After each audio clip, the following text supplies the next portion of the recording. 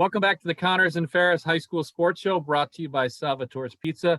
Joining us on the specialties hotline, Jeff, team riding a 4-game winning streak. The Newark Reds football team, 24 hours ago, Jeff, we're taping this Wednesday night. I'm not sure if they knew that they would be in the sectionals. I'm pretty sure they didn't, but they are. Mike McGavisk of Newark, along with Travontay Murray and Dillan Hernandez. Coach, welcome to the show. We'll set it up a little. Big win over Wayne on Tuesday night. 3-way tie in Class B, set up a 3-way coin flip, 9 o'clock on Wednesday morning. Take us into the room and tell us about your lucky quarter. Yeah, there was a lot of confusion. We figured if we won, we could be in, but I'm the worst at the math, so we just knew we had to win to have a shot. And this morning it came down to a coin toss. So Scott Barker had a quarter. Everyone had we had an N on our quarter, and Wayne had a W, and Pal Mac had a P, and we got there at 9 a.m. for a coin toss. I really was nervous about that. I was hoping the ADs would flip the coin, but we got in the room. The ADs pushed it off on us. And I said, wait a minute, guys. I don't know if we're thinking these guys should be – it's a lot of pressure, but they ran it very well. We all flipped the coin at the same time. And luckily for Newark and Pal Mac, it came up with us, and Wayne was the odd team out. I felt bad for Coach Marine and Wayne, but again, we talked as coaches. We were very fortunate to get a 6-game season in. We all got to play each other. There was a lot of positives there. Monster game last night. 379 yards, 6 touchdowns, 3 two-point conversions, 3 for 3 passing for 41 yards. Travontay, have you ever had a game like that? And were you in the zone? I was watching it on TV, and they just couldn't tackle you. Man, like when we the first week before the game, we switched up everything the last 2 or 3 days. And I'm not gonna lie, I was kind of nervous because I had got put in a position where I had to play QB, and then my teammate Dillan Hernandez, he had to become a fullback besides running back on the side of me, and it just worked out so well. We just executed and then did what we had to do to get that W, get in the sectionals. Dillan Hernandez, what's it like to watch this guy? I'm sure you're glad you're great on defense. You don't have to try to tackle that guy. What makes him so good, Dillan? Man, I couldn't tell you. He's a freak on the field. He really is. There's times when I'll be blocking in front of him, expecting him to run past me and follow the block. But then next thing you know, you're looking all the way across the field and he's all the way on the other side. And 5 guys are on the ground trying to tackle him, and he's so shifty. Man, that is crazy. Dylan, that's the word I was using last night watching it, shifty. I mean, they had 2 or 3 shots at him in the backfield, and the next thing you know, he's around the end and into the end zone. Mike, he was taking a lot of snaps from behind center, and he said you changed up the offense. Was that just trying to get the ball in your best playmaker's hands as much as possible? What was the strategy there? Yeah, that's part of it. We had some injuries too, Steve, and that just kind of morphed into what the game plan was, what we thought we could do to be effective. Certainly as the game progressed, I mean, Trey's got great vision, great cutback ability. He sees the field. His shoulders are always square at the line of scrimmage. So we just kept with it. We had a plan, and we always have a backup plan. As coaches, you have to have a plan for everything, but it was working really well, and we just stuck with it, and it was a great game. Travontay, let me ask you now about the other guy, your other teammate here, Dillan Hernandez. First team All-State as a junior, 44 tackles, 27 solo tackles, 2 forced fumbles this year. It's great research by Steve Bradley. You're averaging almost 9 tackles a game, Dillan. Trey, what makes him so good on defense? Middle linebacker. I mean, talk about being a beast. Man, like you said, being a beast, man. I don't know. It's just no matter how big the guy is, he can be 2 times as big as Dillan, and Dillan is still just laying him out like it's nothing. It's just crazy because every time I look on the field to see who got the tackle, it's just him getting up real fast. After he tackles, getting up all fast, and I don't know, it's just crazy. He makes it look easy. It's I think as the way he plays defense is he's his form is perfect, nice. And it's almost like he doesn't think. He doesn't think twice about it. He just goes and just tackles, man. Secures the bag. Well, Steve, Mike, they have a tall task, right? Steve, tell them about the tall task. What's that? They got a tough matchup now against Yes, Batavia. exactly. But I'll tell you, Jeff, they were 1-3 after 4 weeks. But when Newark turned my head, was the first Batavia game when the score was 28-20. They played Batavia closer than anybody else all season. Yes, Mike, sir. obviously 1-3 at the two-thirds bowl, probably hoping that the record's a little bit better. But what did you see from your team in that Batavia game that may have been a springboard to putting you in the position where you are now, heading to Vendetta Stadium on Sunday night? Yeah, we saw a lot of great signs that night. It was our senior night. The kids were very fired up, and they really came together and just worked as a team. And the challenge was to match the physicality of Batavia. Batavia is very physical. You know, you watch the game. They picked up a game prior to us, and they were very physical. And we knew that, you know, we had to match that just to stay on the same field with them.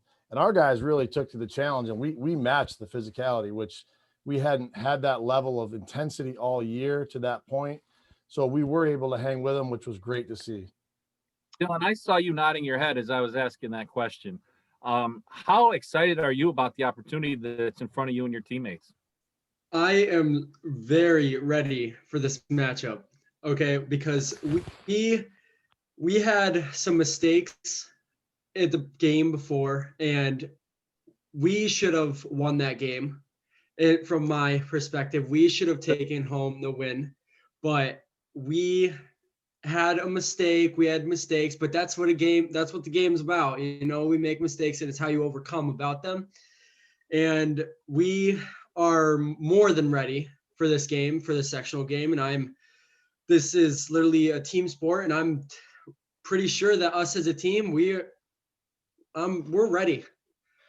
Travontay, let me take you back to Wednesday morning at school when you found out about the coin flip. How Mike, how did you communicate this to your guys? Did they make an announcement over the speaker? I mean, how did that happen? Yeah, so there was a lot of confusion on the field. We were celebrating, and by the time I got to the bus, they're talking about coin flip. So I was concerned, and I really didn't want to, you know, get the guys alarmed. We wanted to enjoy the win, enjoy the moment. I was still confident that, you know, in my mind, that somehow, some way we'd be there. You know, I just felt we were playing our best football toward the end of the year.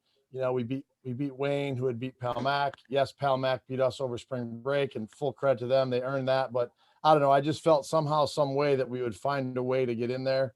So then it got to the point where it was a 9 a.m. coin flip, and I'm like, yeah, I was, you know, you start to get a little upset and uneasy. Like, how am I going to tell these guys if we lose a coin flip, you know, that we're playing really well and that I think they deserve to be in. And we really thought that if we won, that we were in. Now, what threw it all off, obviously, was Mid Lakes, right? Mid Lakes beat Bishop Kearney, and they won by a point. And congratulations to Coach Wickham and Mid Lakes. We're happy for them.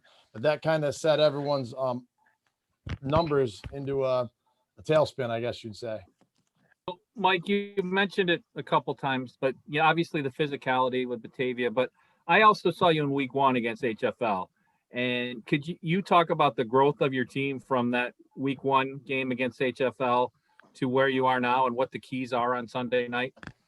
Yeah, I think that, and I said going into week 1, it's strange to say, but I felt like we were never less prepared to play week 1 from the simple standpoint of COVID, and our basketball team was out first in a week, and then our track team was out for 2 weeks. They won the sectional. We didn't have Travontay. We didn't have Jaden Shepard. Dillan was in the sectional finals as a wrestler. We didn't have him. The only time we had our full team was for 5 days before the HFL game, right? Now you could say everyone else is in the same boat, and certainly they are. Although HFL was going at night, you know, 7 to 9, their guys were coming. We had a little different philosophy. We wanted the kids to finish what they started. So I think in the first half, they really, really took it to us. We blew man coverage. We blew zone coverage. They made great plays. They hit us with this.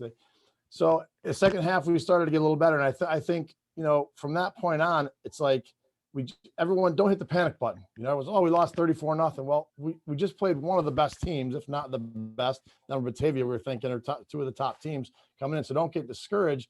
We have a long way to go. We have a lot of work to do, but don't get discouraged. Stick with it, listen to your coaches, work hard, stay together as a team, and good things will happen. So luckily they have to this point. You know, Batavia would talk, what do we have to do? I mean, Batavia is undefeated at all levels. Their modified team's undefeated, their JV team's undefeated, their varsity team's undefeated. Coach Briggs does a great job. They're a great team. You know, maybe they did underestimate us a little bit last time when they drove all the way out here, right? Because we had lost to Palmac. We didn't play very well over spring break. And again, credit to Palmac. They beat us fair and square. They made plays we didn't. But I think that may have been a little bit of a factor. So I'm sure they're going to be ready. I'm sure we're going to be ready. you know, we got to make the long trip this time. So we have to be mentally prepared. I think we'll get the guys physically prepared in a short week. And it's exciting. And we haven't been a 3-seed in sectional since 2013. We might have been a 2-seed with Micah Wright and those guys, Phil Tack, those kids that played that year. So we're really excited. You know, when you get to this point, it gets really exciting, especially in a year where they only take 4 teams out of 8, you know, and that's exciting to be a part of that 4. We're very fortunate. Before we wrap this up, I want to tell Travontay Murray, he is our Bob Johnson Auto Boys Athlete of the Week for that 379-yard outburst with 6 touchdowns and 37 carries, 41 yards passing, 3 passes. Did you sleep well on Wednesday night, Trey? Man, I had to. I'm still hurting. So it's an amazing feat. 886 yards, 11 touchdowns, averaging almost 7 per game. The elusiveness you have, can you practice that, or is that just kind of God-given, do you think? God-given for sure. It's definitely a gift, man. It's just like I got into football so late. This is only my 3rd year playing football. Like, I'm just happy I hit a U-turn and got into this sport because it definitely changed me a lot. Like a lot. Well, Coach McGavisk, 26th season, unlike any other. We wish you the best of luck against Batavia, 6 o'clock on Sunday at Batavia. So you guys keep it going. Go after what? I guess number 5 in a row if your kid's sitting coin flip. So. Well, thank you very much. Thanks for having us. Very proud of the guys. Yeah. Dylan and Trey, thanks for being on the show. Thanks, Mike. No problem. Thank you. Steve Bradley, as we had to break, I want to say one of our great sponsors. It's Bath Fitter. They can do it in one day, folks. They can remake your bathroom in one day. To check them out online, bathfitter.com. It's 617-0007. I don't talk about anybody on the show I don't trust, including the Newark Reds. I trust their chances on Sunday against Batavia. But look up Bath Fitter, folks. If you got some of that stimulus money, drop it on a local company, Bath Fitter. You're listening to the Cosman Ferris High School Sports Show. We're brought to you by Salvatore's Pizza.